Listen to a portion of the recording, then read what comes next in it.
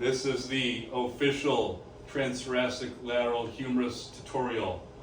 We have my lovely assistant Kelsey again. Like I said, you guys show her some love in the comments. Please. So we're going to do this here. If there is a obvious suspected humerus fracture, we don't ever want to internally rotate their arm. So we still need two projections 90 degrees from each other. So what do? We're going to shoot right through her thorax.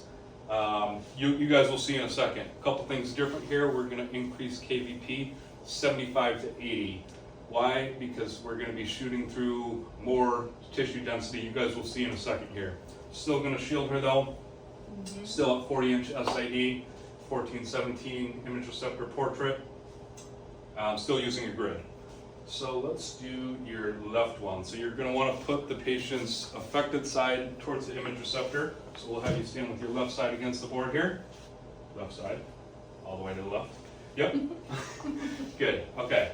Now, we're going to have Kelsey put her right arm on top of her head.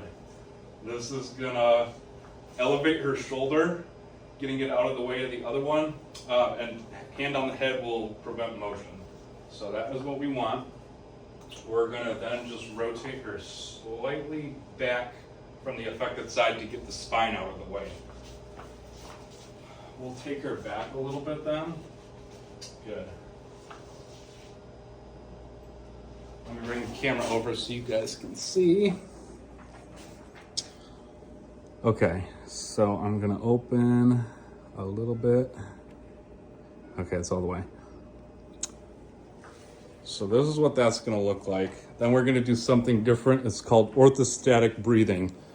What orthostatic breathing does is, because usually in all of this area here, in between her affected left humerus, is ribs and lung markings that we're shooting through. That's why we had to increase the KVP, as you guys remember. Those will kind of be in the way though, so we use orthostatic breathing to blur all of that to give you better visualization of the humerus. The idea is pretty much that everything's going to be moving, ribs and lungs, but the humerus will not, so you'll get a nice clearer picture of that.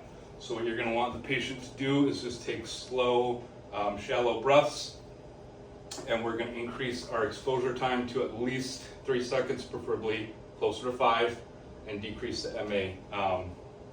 So we're not going to use AEC for that because that wouldn't work. So I think that is it. Any input, Kelsey? No. Think we're good? All right, I think we're good. Awesome.